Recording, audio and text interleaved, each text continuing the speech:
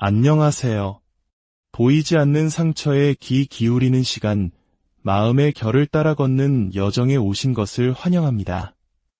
오늘 우리가 함께 나눌 이야기는 어쩌면 많은 분들이 마음속 깊은 곳에 묻어두었을지 모를 동반이존성에 관한 것입니다.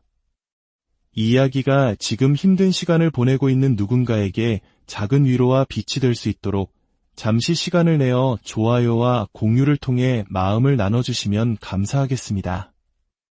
여러분의 따뜻한 나눔이 또 다른 누군가에게는 절실한 희망의 씨앗이 될 수 있습니다.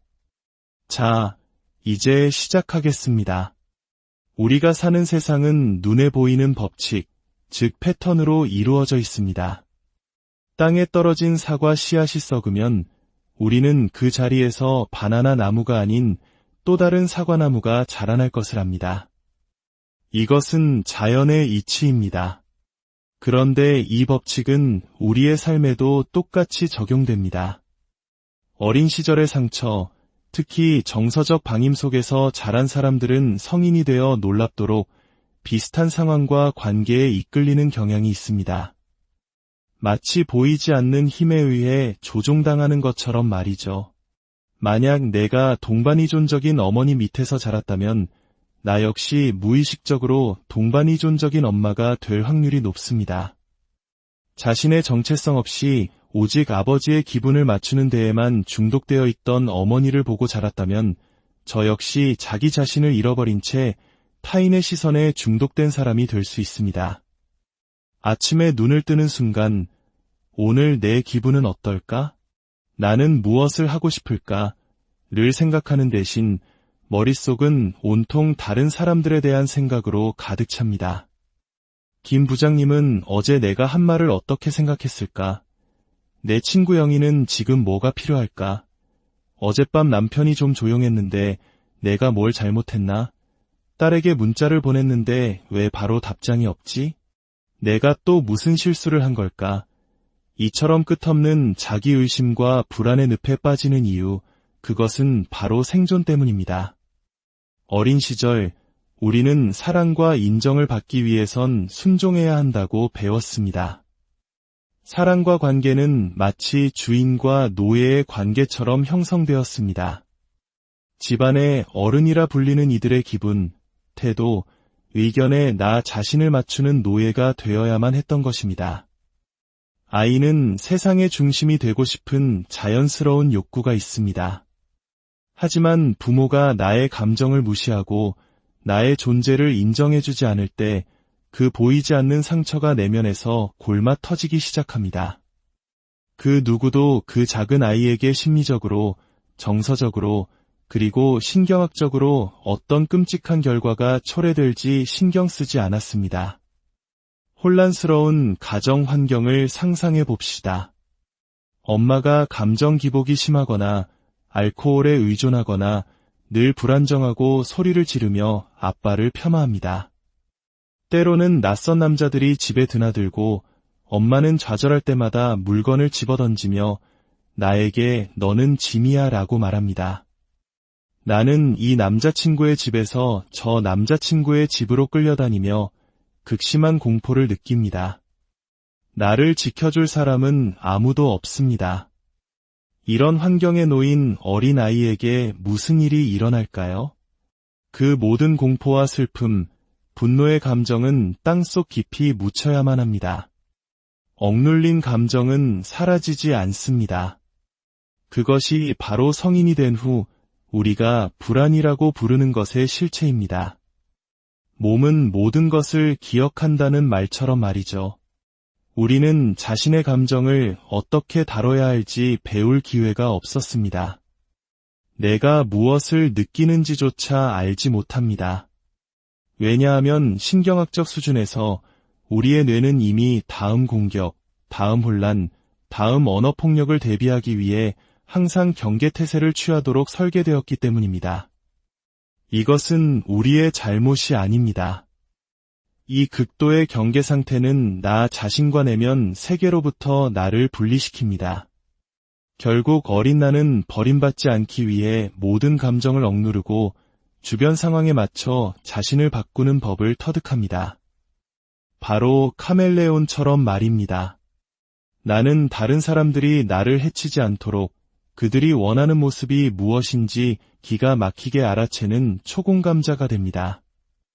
이것이 바로 동반이존성의 한 모습입니다. 어린 시절의 트라우마는 우리에게 4가지 주요 생존 반응을 남깁니다. 첫 번째는 투쟁 반응입니다. 이 경우 인정을 갈구하는 대신 인정을 요구하게 됩니다. 내가 기대한 대로 상대방이 행동하지 않으면 어린 시절 느꼈던 무력감이 되살아나고 그 감정을 해소하기 위해 상대방과 싸우고 논쟁하고 이기려고 듭니다. 관계는 힘겨루기의 장이 되어버립니다. 두 번째는 아부 또는 수능 반응입니다. 이것이 바로 우리가 주로 이야기하는 동반이존성의 모습입니다. 복종을 통해 힘을 얻으려 합니다. 내가 저 사람이 원하는 대로 행동하면 나를 떠나지 않을 거야. 내가 계속 당신이 옳고 내가 틀렸다고 말하면 나를 덜 학대하겠지. 구조자, 간호사, 치료사, 심지어 은행가 역할까지 자처하며 상대방이 나를 절대 떠나지 못하게 만듭니다. 세 번째는 도피 반응입니다. 관계 맺기 자체를 고통으로 여겨 극도로 회피합니다. 도움은 필요 없어요. 모임에는 가지 않을 겁니다. 제발 저를 초대하지 마세요. 저는 사람들을 좋아하지 않아요.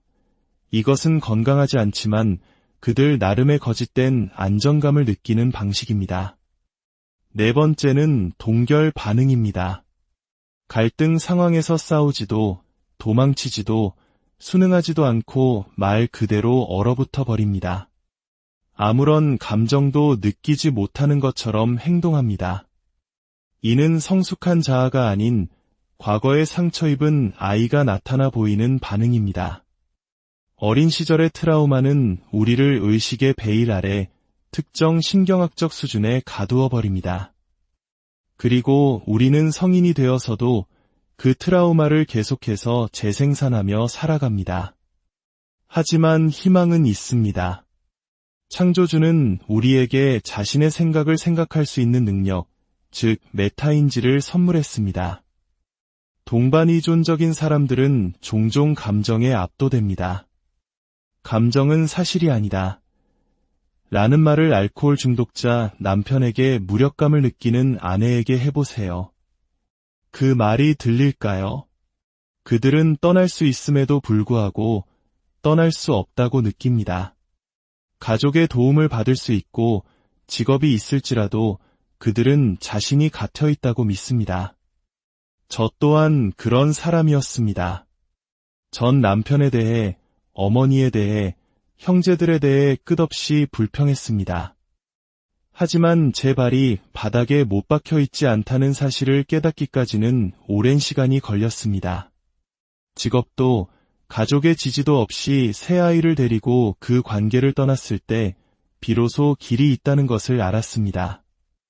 나는 떠날 수 없어라고 되뇌었던 그 모든 이야기는 제 머릿속에 갇혀있던 어린아이의 목소리였습니다. 겉으로는 아이를 낳고 사업을 하고 가정을 꾸리는 어른이었지만 정신적으로나 감정적으로는 여전히 엄마를 기쁘게 하려 애쓰는 어린 소녀에 불과했습니다. 저는 무의식 속에, 패턴 속에 갇혀 있었습니다. 인간의 가장 놀라운 점은 우리 모두가 자신이 의식적이라고 생각한다는 것입니다. 직장에서 불행하고 잘못된 관계 속에서 고통받으며 해로운 음식과 술로 스스로를 망가뜨리면서도 우리는 왜 내가 그런 행동을 하는지, 왜 나 자신을 사랑하지 않는지, 왜 삶을 개선하려 하지 않는지에 대해 깊이 생각하지 않습니다. 인간은 치유되고 확장되도록 설계되었습니다. 하지만 동반이존성은 트라우마가 당신을 붙잡고 놓아주지 않는 상태입니다. 당신은 그것을 알지 못합니다. 배우자가 친구들과 하키 경기를 보러 갔다는 사실에 버림받았다고 느끼는 것. 그것은 단순한 서운함이 아닙니다. 당신의 모든 것을 바쳤다고 생각하는 상대가 당신을 세상의 중심에 놓아주지 않았을 때 어린 시절에 버림받은 상처가 건드려지는 것입니다. 제 삶이 멈춰선 것은 갑작스러운 사고가 아니었습니다. 그것은 마치 수천 번 칼에 베이는 듯한 느리고 고통스러운 죽음과 같았습니다. 전 남편과의 관계를 어떻게든 지키려고 발버둥 쳤지만 어느 순간부터 만약 이 사람과 함께하지 않는다면 어떨까? 라는 생각이 스며들기 시작했습니다. 다른 남자와의 삶을 상상하는 제 자신을 발견했을 때 저는 우리가 심각한 문제에 빠졌다는 것을 직감했습니다. 저는 남편에게 솔직하게 말했습니다. 나 당신이 아닌 다른 사람과 함께 있는 걸 생각하고 있어. 이러고 싶지 않아. 하지만 그는 아무런 책임감 없이 그냥 당신이 각성기를 겪는 것뿐이야 라고 말할 뿐이었습니다. 만약 제 파트너가 그런 말을 했다면 저는 어떻게든 이 관계를 바로잡기 위해 모든 노력을 기울였을 겁니다. 하지만 그는 신경 쓰지 않았거나 제 말을 이해할 능력이 없었습니다. 그래서 저는 늘 보이지 않는 존재처럼 느껴졌습니다. 저는 제 감정을 어떻게 표현해야 할지 몰랐습니다. 그저 억누르고 또 억누를 뿐이었습니다.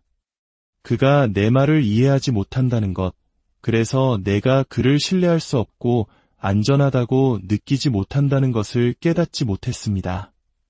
그저 모든 것이 내 탓이라고 생각하며 내가 변하면 그도 변할 것이라는 헛된 희망을 품었습니다. 그러던 어느 날 극심한 천식 발작으로 의사를 찾았습니다. 의사는 제 폐활량이 정상인의 20%도 채되지 않는다고 말했습니다. 저는 마치 칵테일 빨대로 숨을 쉬는 것에 익숙해져 있었습니다.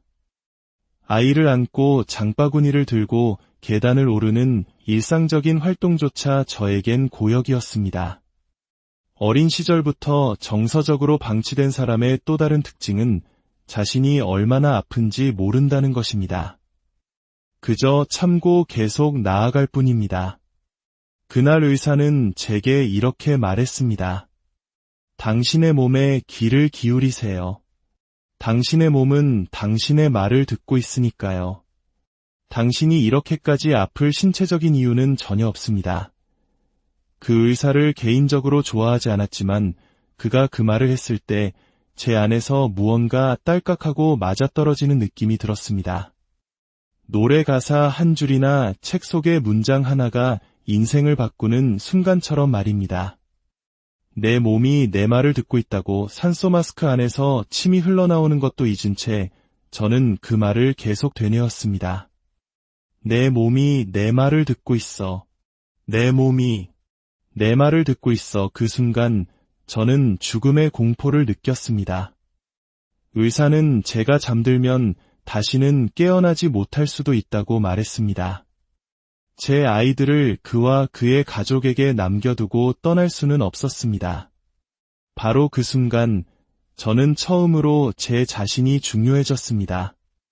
이기적인 방식이 아니라 아이들을 위해서 말입니다. 동반이존자의 특징처럼 나 자신을 위해서는 할 수 없었던 일을 내 아이들을 위해서는 해낼 수 있었습니다. 나는 이 싸움을 할 것이다. 당신과도, 당신 가족과도, 내 가족과도 싸울 것이다. 내 아이들을 구하기 위해서라면 모든 것을 버릴 수 있다. 그렇게 제 내면을 들여다보는 여정이 시작되었습니다. 우리는 마치 척박한 땅에 심어진 나무와 같습니다. 건강한 토양에서 자란 나무는 무럭무럭 자라 아름다운 꽃을 피우고 수백 년을 살아갑니다. 하지만 똑같은 잠재력을 가진 씨앗을 영양분도 없고 폭풍우를 막아줄 보호막도 없는 척박한 땅에 심으면 그 나무는 비뚤어지고 볼품없이 자랍니다. 우리는 그 나무를 탓하지 않습니다. 그런데 만약 그 나무에 의식이 있다면 어떨까요? 이것이 바로 학대받고 자란 성인 아이, 동반이존자의 모습입니다. 나무는 꽃을 피우지 못하는 자신을 탓합니다. 저 멀리 우뚝 솟은 참나무와 자신을 비교하며 나는 부족해. 나에게는 뭔가 문제가 있어라고 자책합니다. 그리고 속은 텅 비어 있으면서 겉으로는 거대한 나무인 척 연기합니다. 이 모든 것은 그 나무, 즉 성인 아이의 잘못이 아닙니다. 이 사실을 깨닫는 것은 저에게 엄청난 각성이었습니다. 여러 번의 무너짐이 있었기에 지금의 돌파구를 찾을 수 있었습니다. 처음에는 저와 제 아이들을 위해 제정신을 차려야 했습니다. 진실을 말하면 저를 해치려 하고 거짓말을 하며 질투하는 가족들에게서 벗어나야 했습니다. 더 이상 엄마의 인정을 구걸하며 복종할 수 없었고 아버지의 무시를 두려워할 수 없었습니다. 폭풍을 마주해야만 했습니다. 그 과정을 거쳐 새로운 일상을 찾는 데는 시간이 걸렸습니다. 이혼 소송만 4년이 걸렸습니다. 상대방은 서류에 서명하기를 거부하며 마지막까지 통제권을 놓지 않으려 했습니다. 누군가가 나르시시스트인지 알고 싶다면 그들에게 아니오라고 말해보십시오. 그리고 그들이 당신의 아니오에 어떻게 반응하는지 보십시오. 그들은 당신을 파괴하려 들 것입니다. 하지만 돌아보면 그 모든 고통스러운 상호작용은 제 칼날을 더욱 날카롭게 가는 과정이었습니다. 일단 제가 동반이 존적이라는 사실과 제가 상대하는 것이 정서적 미성숙과 병적인 나르시시즘이라는 것을 깨닫자 저는 멈출 수 없게 되었습니다. 내 안에 더 이상 적이 없을 때 외부의 적은 힘을 잃습니다. 스스로를 사랑하고 책임지기 시작하며 자신의 상처를 치유하는 데 집중할 때 당신은 멈출 수 없는 존재가 됩니다. 더 이상 다른 사람들이 나를 어떻게 생각하는지 걱정하지 않게 됩니다. 그들이 나에 대해 어떻게 생각하든 허락하게 됩니다. 네, 그렇게 생각하셔도 좋습니다. 당신의 분노는 제 책임이 아닙니다. 이제 저는 다른 사람이 나를 어떻게 생각하는지보다 내가 나를 어떻게 생각하는지, 내가 나에 대해 어떻게 느끼는지가 더 중요합니다. 건강하지 않은 사람들은 이런 변화를 감당하지 못하고 그녀는 미쳤어, 너무 까다로워 라고 말하겠지만 그저 말하게 두십시오. 우리는 모두 언젠가 죽음을 맞이합니다. 삶은 소중합니다.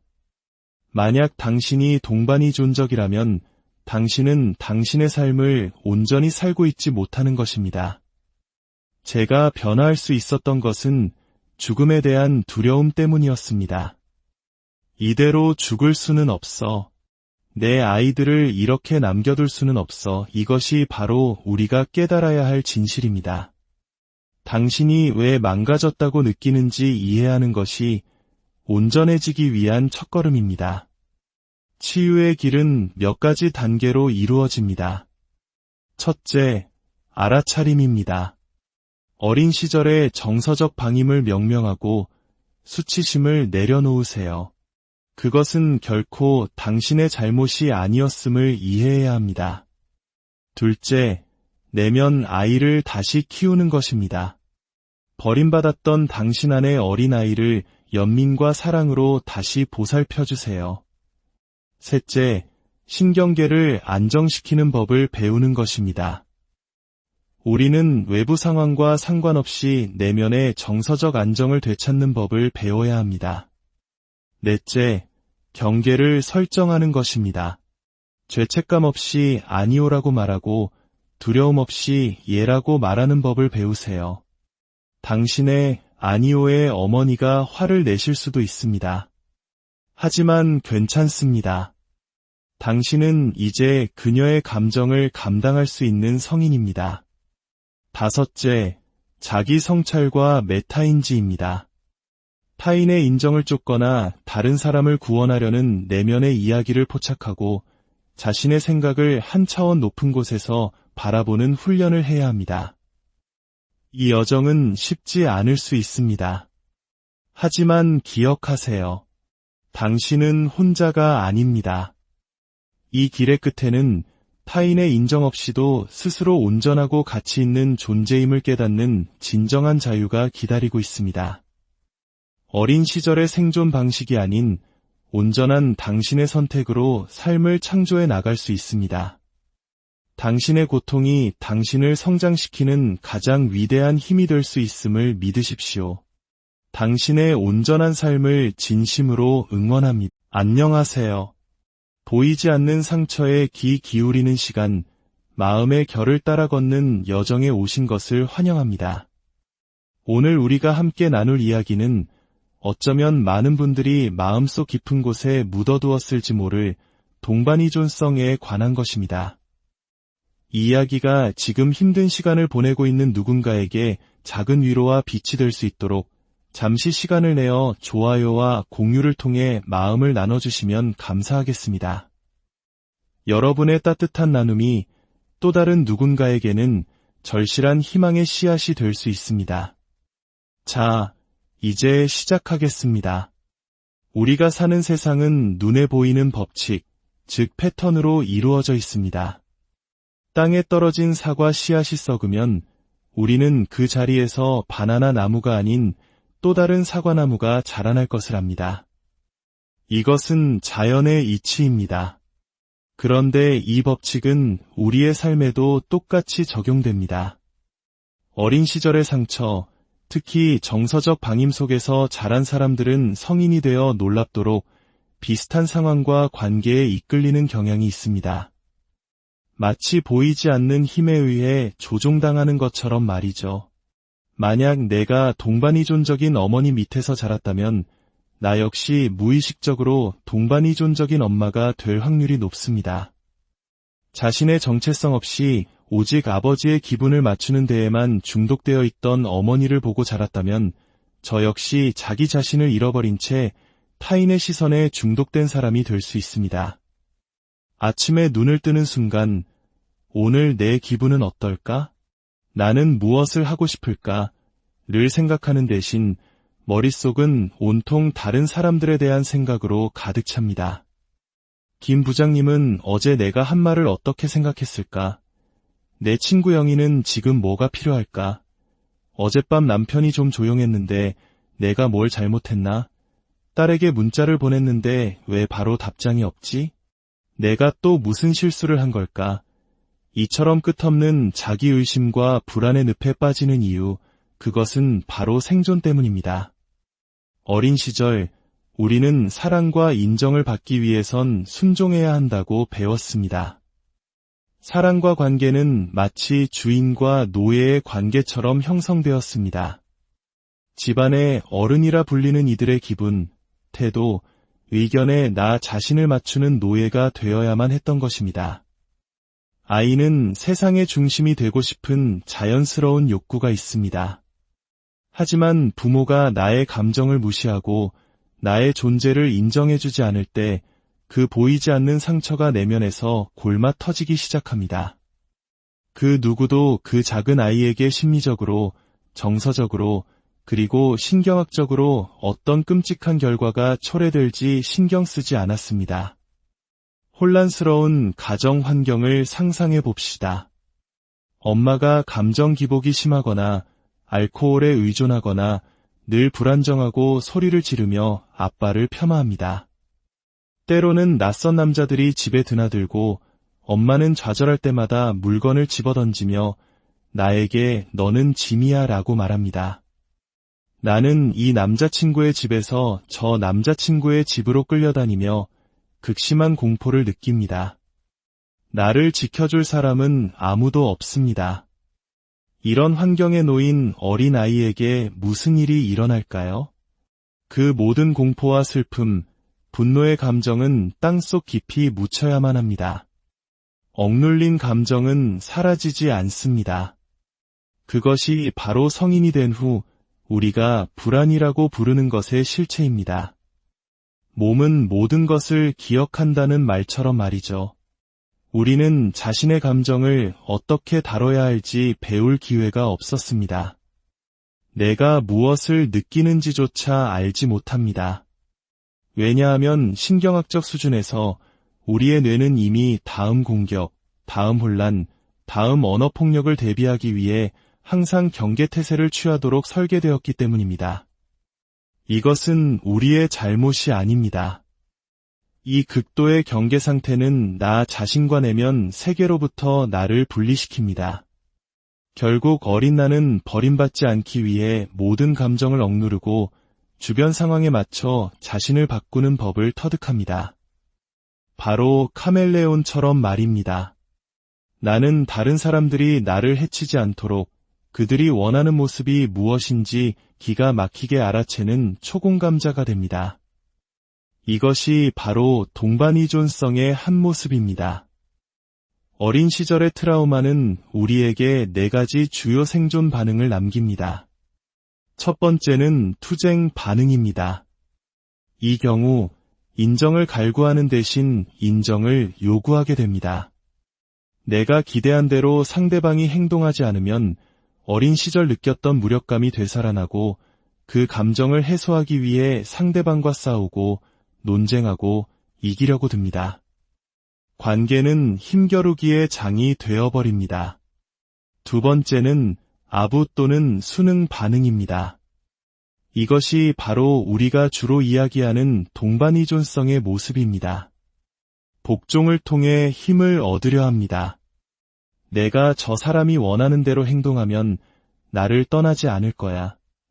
내가 계속 당신이 옳고 내가 틀렸다고 말하면 나를 덜 학대하겠지. 구조자, 간호사, 치료사, 심지어 은행가 역할까지 자처하며 상대방이 나를 절대 떠나지 못하게 만듭니다. 세 번째는 도피 반응입니다. 관계 맺기 자체를 고통으로 여겨 극도로 회피합니다. 도움은 필요 없어요. 모임에는 가지 않을 겁니다. 제발 저를 초대하지 마세요. 저는 사람들을 좋아하지 않아요. 이것은 건강하지 않지만 그들 나름의 거짓된 안정감을 느끼는 방식입니다. 네 번째는 동결 반응입니다. 갈등 상황에서 싸우지도 도망치지도 순응하지도 않고 말 그대로 얼어붙어 버립니다. 아무런 감정도 느끼지 못하는 것처럼 행동합니다. 이는 성숙한 자아가 아닌 과거에 상처 입은 아이가 나타나 보이는 반응입니다. 어린 시절의 트라우마는 우리를 의식의 베일 아래 특정 신경학적 수준에 가두어 버립니다. 그리고 우리는 성인이 되어서도 그 트라우마를 계속해서 재생산하며 살아갑니다. 하지만 희망은 있습니다. 창조주는 우리에게 자신의 생각을 생각할 수 있는 능력, 즉 메타인지를 선물했습니다. 동반이존적인 사람들은 종종 감정에 압도됩니다. 감정은 사실이 아니다. 라는 말을 알코올 중독자 남편에게 무력감을 느끼는 아내에게 해보세요. 그 말이 들릴까요? 그들은 떠날 수 있음에도 불구하고 떠날 수 없다고 느낍니다. 가족의 도움을 받을 수 있고 직업이 있을지라도 그들은 자신이 갇혀 있다고 믿습니다. 저 또한 그런 사람이었습니다. 전 남편에 대해, 어머니에 대해, 형제들에 대해 끝없이 불평했습니다. 하지만 제 발이 바닥에 못 박혀 있지 않다는 사실을 깨닫기까지는 오랜 시간이 걸렸습니다. 직업도 가족의 지지도 없이 새 아이를 데리고 그 관계를 떠났을 때 비로소 길이 있다는 것을 알았습니다. 나는 떠날 수 없어라고 되뇌었던 그 모든 이야기는 제 머릿속에 갇혀있던 어린아이의 목소리였습니다. 겉으로는 아이를 낳고 사업을 하고 가정을 꾸리는 어른이었지만 정신적으로나 감정적으로는 여전히 엄마를 기쁘게 하려 애쓰는 어린 소녀에 불과했습니다. 저는 무의식 속에, 패턴 속에 갇혀 있었습니다. 인간의 가장 놀라운 점은 우리 모두가 자신이 의식적이라고 생각한다는 것입니다. 직장에서 불행하고 잘못된 관계 속에서 고통받으며 해로운 음식과 술로 스스로를 망가뜨리면서도 우리는 왜 내가 그런 행동을 하는지, 왜 나 자신을 사랑하지 않는지, 왜 삶을 개선하려 하지 않는지에 대해 깊이 생각하지 않습니다. 인간은 치유되고 확장되도록 설계되었습니다. 하지만 동반이존성은 트라우마가 당신을 붙잡고 놓아주지 않는 상태입니다. 당신은 그것을 알지 못합니다. 배우자가 친구들과 하키 경기를 보러 갔다는 사실에 버림받았다고 느끼는 것. 그것은 단순한 서운함이 아닙니다. 당신의 모든 것을 바쳤다고 생각하는 상대가 당신을 세상의 중심에 놓아주지 않았을 때 어린 시절에 버림받은 상처가 건드려지는 것입니다. 제 삶이 멈춰선 것은 갑작스러운 사고가 아니었습니다. 그것은 마치 수천 번 칼에 베이는 듯한 느리고 고통스러운 죽음과 같았습니다. 전 남편과의 관계를 어떻게든 지키려고 발버둥 쳤지만 어느 순간부터 만약 이 사람과 함께하지 않는다면 어떨까? 라는 생각이 스며들기 시작했습니다. 다른 남자와의 삶을 상상하는 제 자신을 발견했을 때 저는 우리가 심각한 문제에 빠졌다는 것을 직감했습니다. 저는 남편에게 솔직하게 말했습니다. 나 당신이 아닌 다른 사람과 함께 있는 걸 생각하고 있어. 이러고 싶지 않아. 하지만 그는 아무런 책임감 없이 그냥 당신이 각성기를 겪는 것뿐이야 라고 말할 뿐이었습니다. 만약 제 파트너가 그런 말을 했다면 저는 어떻게든 이 관계를 바로잡기 위해 모든 노력을 기울였을 겁니다. 하지만 그는 신경 쓰지 않았거나 제 말을 이해할 능력이 없었습니다. 그래서 저는 늘 보이지 않는 존재처럼 느껴졌습니다. 저는 제 감정을 어떻게 표현해야 할지 몰랐습니다. 그저 억누르고 또 억누를 뿐이었습니다. 그가 내 말을 이해하지 못한다는 것, 그래서 내가 그를 신뢰할 수 없고 안전하다고 느끼지 못한다는 것을 깨닫지 못했습니다. 그저 모든 것이 내 탓이라고 생각하며 내가 변하면 그도 변할 것이라는 헛된 희망을 품었습니다. 그러던 어느 날 극심한 천식 발작으로 의사를 찾았습니다. 의사는 제 폐활량이 정상인의 20%도 채되지 않는다고 말했습니다. 저는 마치 칵테일 빨대로 숨을 쉬는 것에 익숙해져 있었습니다. 아이를 안고 장바구니를 들고 계단을 오르는 일상적인 활동조차 저에겐 고역이었습니다. 어린 시절부터 정서적으로 방치된 사람의 또 다른 특징은 자신이 얼마나 아픈지 모른다는 것입니다. 그저 참고 계속 나아갈 뿐입니다. 그날 의사는 제게 이렇게 말했습니다. 당신의 몸에 귀를 기울이세요. 당신의 몸은 당신의 말을 듣고 있으니까요. 당신이 이렇게까지 아플 신체적인 이유는 전혀 없습니다. 그 의사를 개인적으로 좋아하지 않았지만 그가 그 말을 했을 때 제 안에서 무언가 딸깍하고 맞아떨어지는 느낌이 들었습니다. 노래 가사 한 줄이나 책 속의 문장 하나가 인생을 바꾸는 순간처럼 말입니다. 내 몸이 내 말을 듣고 있다고 산소 마스크 안에서 침이 흘러나오는 것도 잊은 채 저는 그 말을 계속 되뇌었습니다. 내 몸이 내 말을 듣고 있어. 내 몸이 내 말을 듣고 있어. 그 순간 저는 죽음의 공포를 느꼈습니다. 의사는 제가 잠들면 다시는 깨어나지 못할 수도 있다고 말했습니다. 제 아이들을 그와 그의 가족에게 남겨두고 떠날 수는 없었습니다. 바로 그 순간 저는 처음으로 제 자신이 중요해졌습니다. 이기적인 방식이 아니라 아이들을 위해서 말입니다. 동반이존자의 특징처럼 나 자신을 위해서는 할 수 없었던 일을 내 아이들을 위해서는 해낼 수 있었습니다. 나는 이 싸움을 할 것이다. 당신과도 당신 가족과도 내 가족과도 싸울 것이다. 내 아이들을 구하기 위해서라면 모든 것을 버릴 수 있다. 그렇게 제 내면을 들여다보는 여정이 시작되었습니다. 우리는 마치 척박한 땅에 심어진 나무와 같습니다. 건강한 토양에서 자란 나무는 무럭무럭 자라 아름다운 꽃을 피우고 수백 년을 살아갑니다.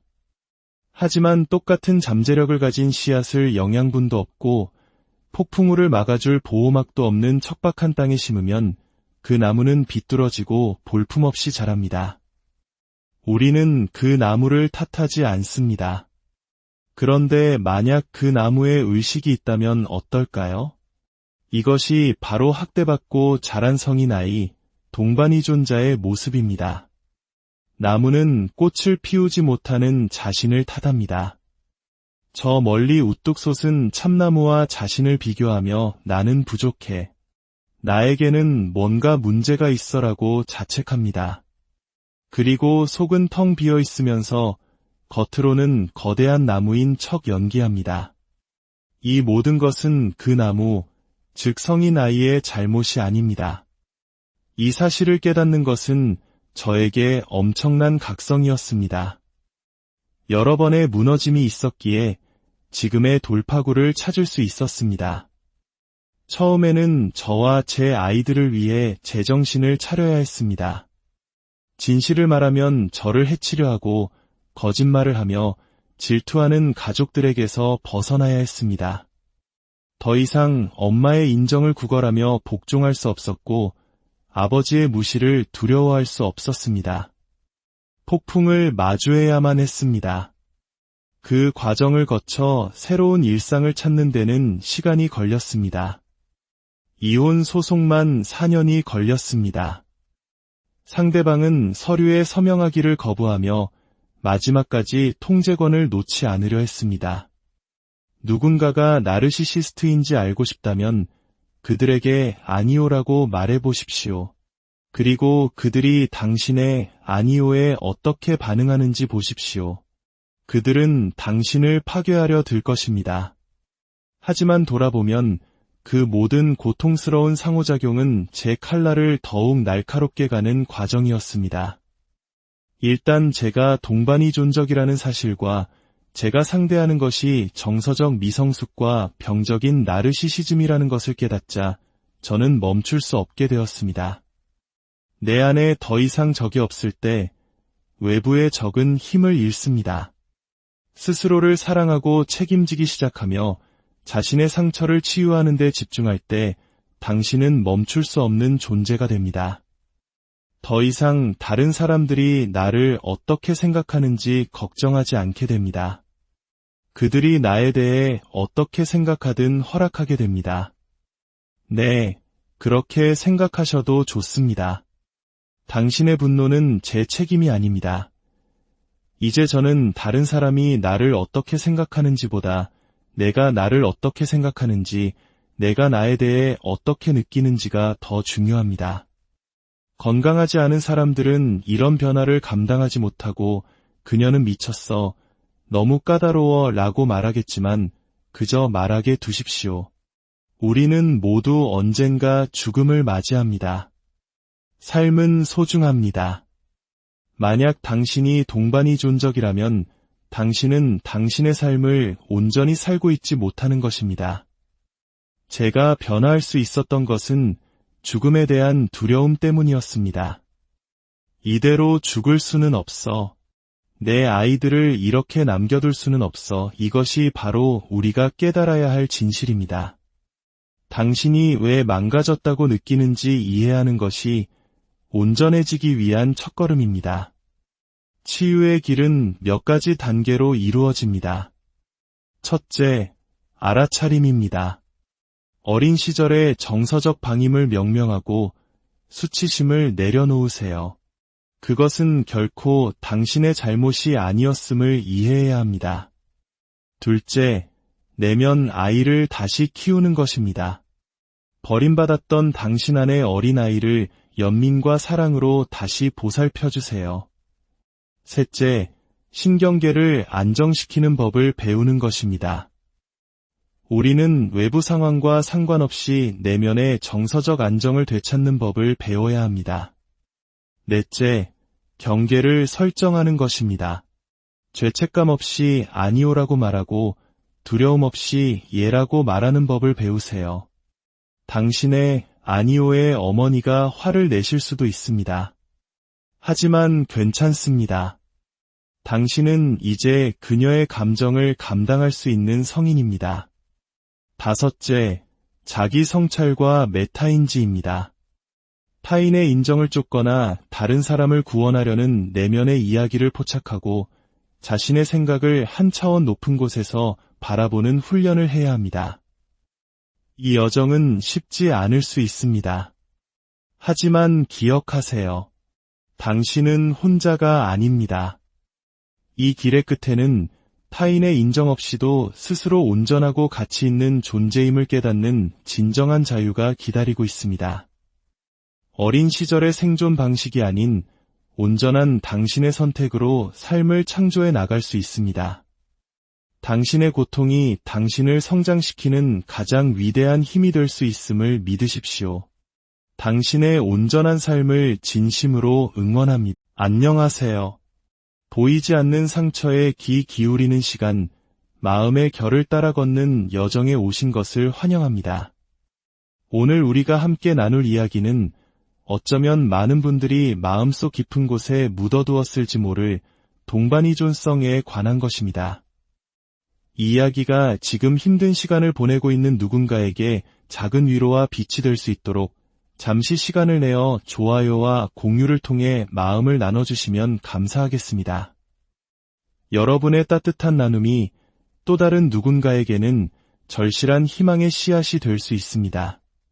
자, 이제 시작하겠습니다. 우리가 사는 세상은 눈에 보이는 법칙, 즉 패턴으로 이루어져 있습니다. 땅에 떨어진 사과 씨앗이 썩으면 우리는 그 자리에서 바나나 나무가 아닌 또 다른 사과나무가 자라날 것을 압니다. 이것은 자연의 이치입니다. 그런데 이 법칙은 우리의 삶에도 똑같이 적용됩니다. 어린 시절의 상처, 특히 정서적 방임 속에서 자란 사람들은 성인이 되어 놀랍도록 비슷한 상황과 관계에 이끌리는 경향이 있습니다. 마치 보이지 않는 힘에 의해 조종당하는 것처럼 말이죠. 만약 내가 동반이존적인 어머니 밑에서 자랐다면 나 역시 무의식적으로 동반이존적인 엄마가 될 확률이 높습니다. 자신의 정체성 없이 오직 아버지의 기분을 맞추는 데에만 중독되어 있던 어머니를 보고 자랐다면 저 역시 자기 자신을 잃어버린 채 타인의 시선에 중독된 사람이 될 수 있습니다. 아침에 눈을 뜨는 순간 오늘 내 기분은 어떨까? 나는 무엇을 하고 싶을까? 를 생각하는 대신 머릿속은 온통 다른 사람들에 대한 생각으로 가득 찹니다.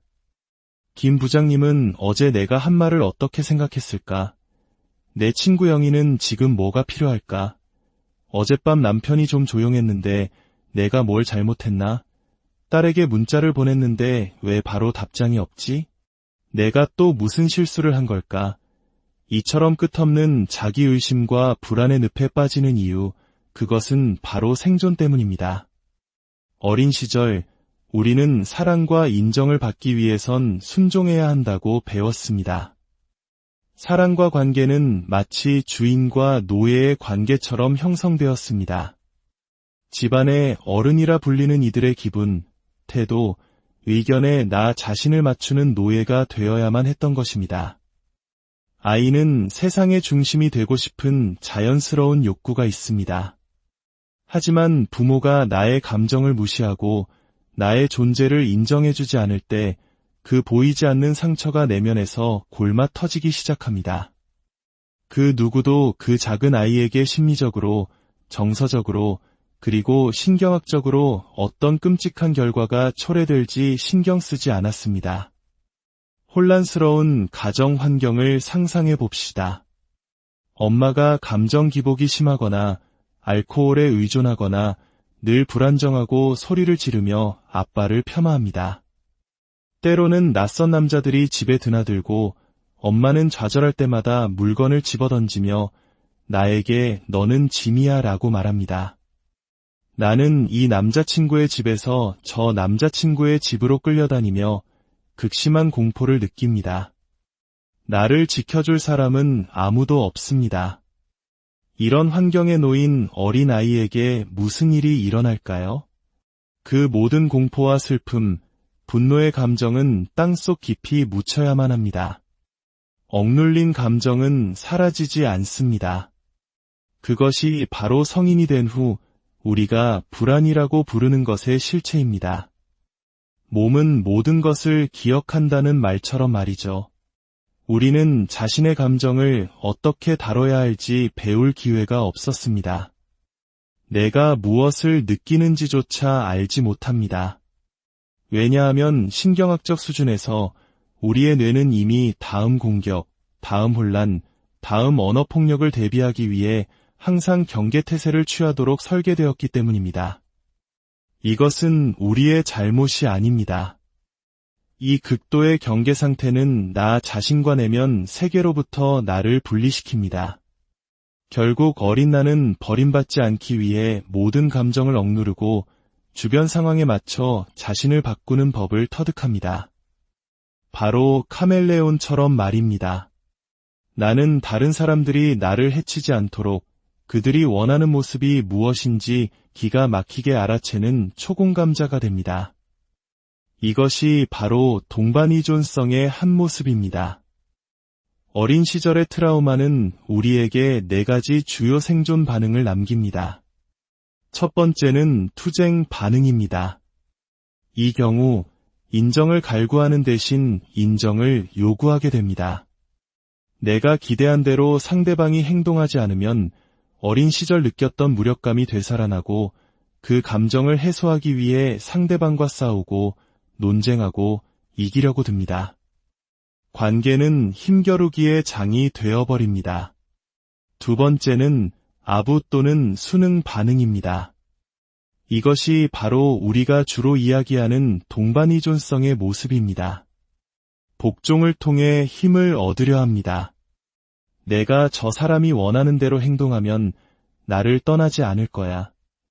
내가 계속 당신이 옳고 내가 틀렸다고 말하면 나를 덜 학대하겠지. 구조자, 간호사, 치료사, 심지어 은행가 역할까지 자처하며 상대방이 나를 절대 떠나지 못하게 만듭니다.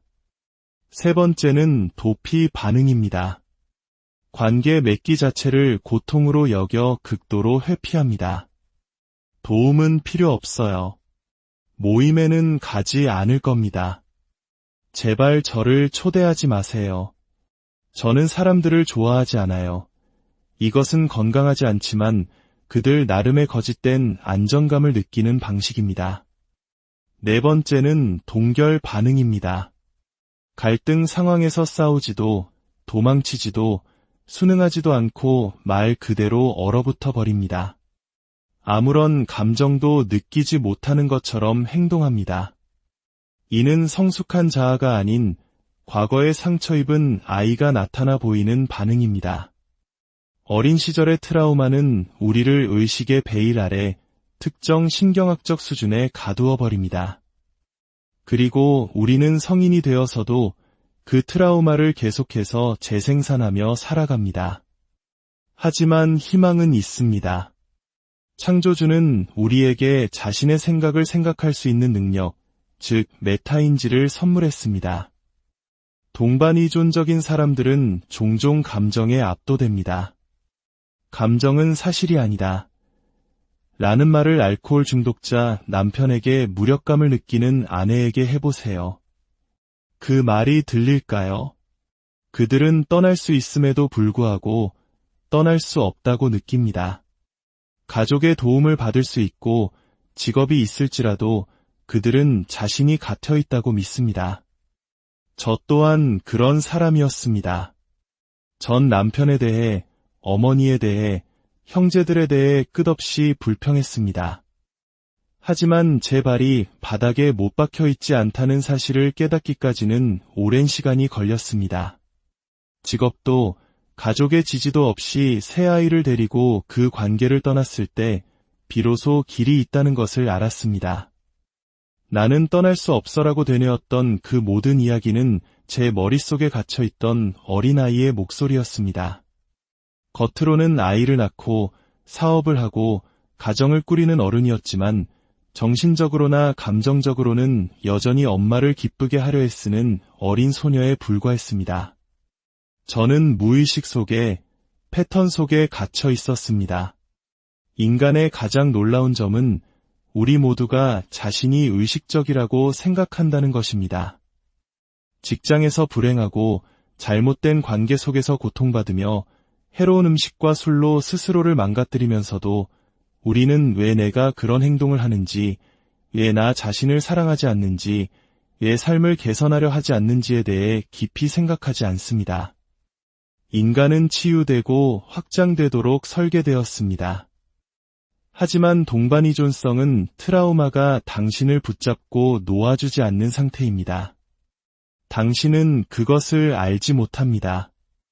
배우자가 친구들과 하키 경기를 보러 갔다는 사실에 버림받았다고 느끼는 것. 그것은 단순한 서운함이 아닙니다. 당신의 모든 것을 바쳤다고 생각하는 상대가 당신을 세상의 중심에 놓아주지 않았을 때 어린 시절에 버림받은 상처가 건드려지는 것입니다. 제 삶이 멈춰선 것은 갑작스러운 사고가 아니었습니다. 그것은 마치 수천 번 칼에 베이는 듯한 느리고 고통스러운 죽음과 같았습니다. 전 남편과의 관계를 어떻게든 지키려고 발버둥 쳤지만 어느 순간부터 만약 이 사람과 함께하지 않는다면 어떨까? 라는 생각이 스며들기 시작했습니다. 다른 남자와의 삶을 상상하는 제 자신을 발견했을 때 저는 우리가 심각한 문제에 빠졌다는 것을 직감했습니다. 저는 남편에게 솔직하게 말했습니다. 나 당신이 아닌 다른 사람과 함께 있는 걸 생각하고 있어. 이러고 싶지 않아. 하지만 그는 아무런 책임감 없이 그냥 당신이 각성기를 겪는 것뿐이야 라고 말할 뿐이었습니다. 만약 제 파트너가 그런 말을 했다면 저는 어떻게든 이 관계를 바로잡기 위해 모든 노력을 기울였을 겁니다. 하지만 그는 신경 쓰지 않았거나 제 말을 이해할 능력이 없었습니다. 그래서 저는 늘 보이지 않는 존재처럼 느껴졌습니다.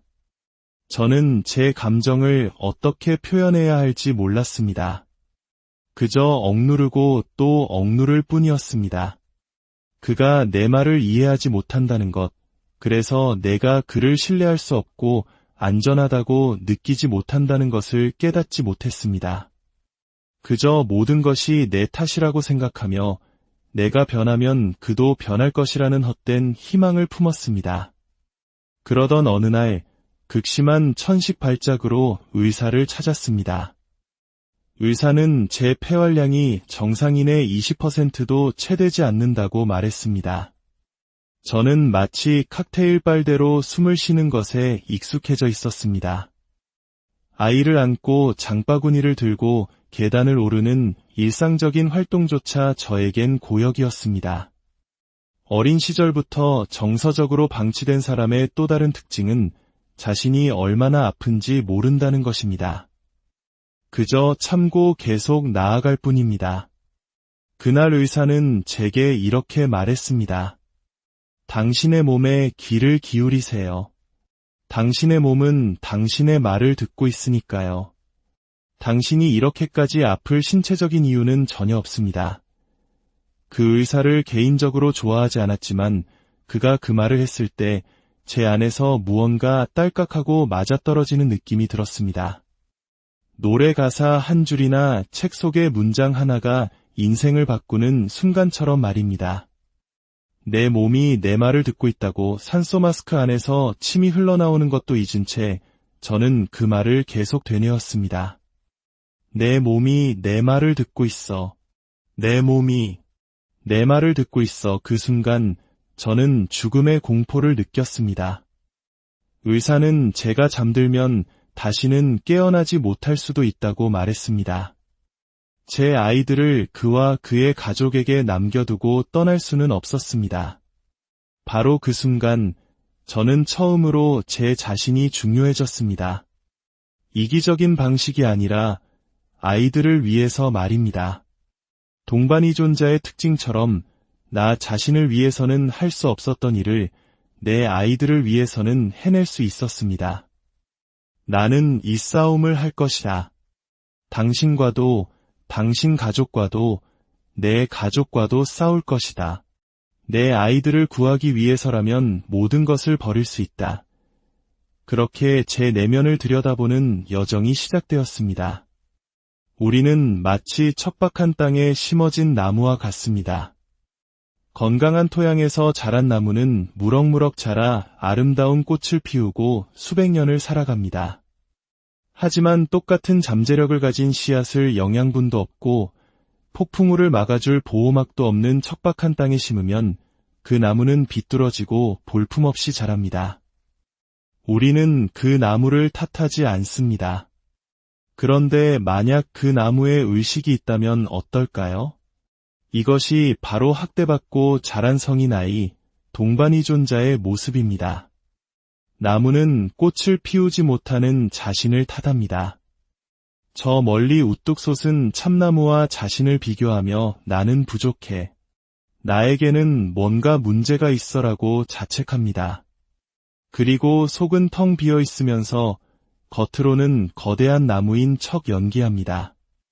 이 모든 것은 그 나무, 즉 성인 아이의 잘못이 아닙니다. 이 사실을 깨닫는 것은 저에게 엄청난 각성이었습니다. 여러 번의 무너짐이 있었기에 지금의 돌파구를 찾을 수 있었습니다. 처음에는 저와 제 아이들을 위해 제정신을 차려야 했습니다. 진실을 말하면 저를 해치려 하고 거짓말을 하며 질투하는 가족들에게서 벗어나야 했습니다. 더 이상 엄마의 인정을 구걸하며 복종할 수 없었고 아버지의 무시를 두려워할 수 없었습니다. 폭풍을 마주해야만 했습니다. 그 과정을 거쳐 새로운 일상을 찾는 데는 시간이 걸렸습니다. 이혼 소송만 4년이 걸렸습니다. 상대방은 서류에 서명하기를 거부하며 마지막까지 통제권을 놓지 않으려 했습니다. 누군가가 나르시시스트인지 알고 싶다면 그들에게 아니오라고 말해보십시오. 그리고 그들이 당신의 아니오에 어떻게 반응하는지 보십시오. 그들은 당신을 파괴하려 들 것입니다. 하지만 돌아보면 그 모든 고통스러운 상호작용은 제 칼날을 더욱 날카롭게 가는 과정이었습니다.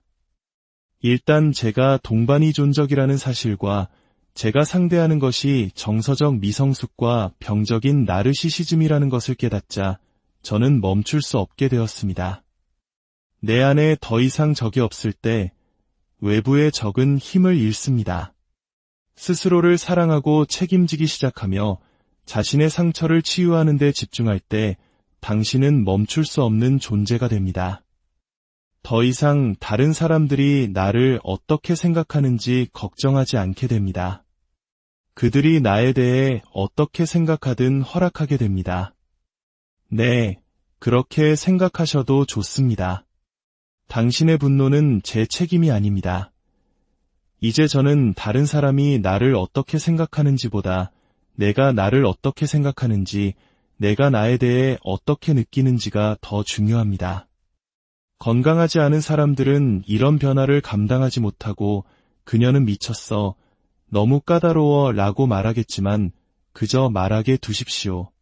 우리는 모두 언젠가 죽음을 맞이합니다. 삶은 소중합니다. 만약 당신이 동반이존적이라면 당신은 당신의 삶을 온전히 살고 있지 못하는 것입니다. 제가 변화할 수 있었던 것은 죽음에 대한 두려움 때문이었습니다. 이대로 죽을 수는 없어. 내 아이들을 이렇게 남겨둘 수는 없어. 이것이 바로 우리가 깨달아야 할 진실입니다. 당신이 왜 망가졌다고 느끼는지 이해하는 것이 온전해지기 위한 첫걸음입니다. 치유의 길은 몇 가지 단계로 이루어집니다. 첫째, 알아차림입니다. 어린 시절의 정서적 방임을 명명하고 수치심을 내려놓으세요. 그것은 결코 당신의 잘못이 아니었음을 이해해야 합니다. 둘째, 내면 아이를 다시 키우는 것입니다. 버림받았던 당신 안의 어린아이를 연민과 사랑으로 다시 보살펴주세요. 셋째, 신경계를 안정시키는 법을 배우는 것입니다. 우리는 외부 상황과 상관없이 내면의 정서적 안정을 되찾는 법을 배워야 합니다. 넷째, 경계를 설정하는 것입니다. 죄책감 없이 아니오라고 말하고 두려움 없이 예라고 말하는 법을 배우세요. 당신의 아니오의 어머니가 화를 내실 수도 있습니다. 하지만 괜찮습니다. 당신은 이제 그녀의 감정을 감당할 수 있는 성인입니다. 5째, 자기 성찰과 메타인지입니다. 타인의 인정을 쫓거나 다른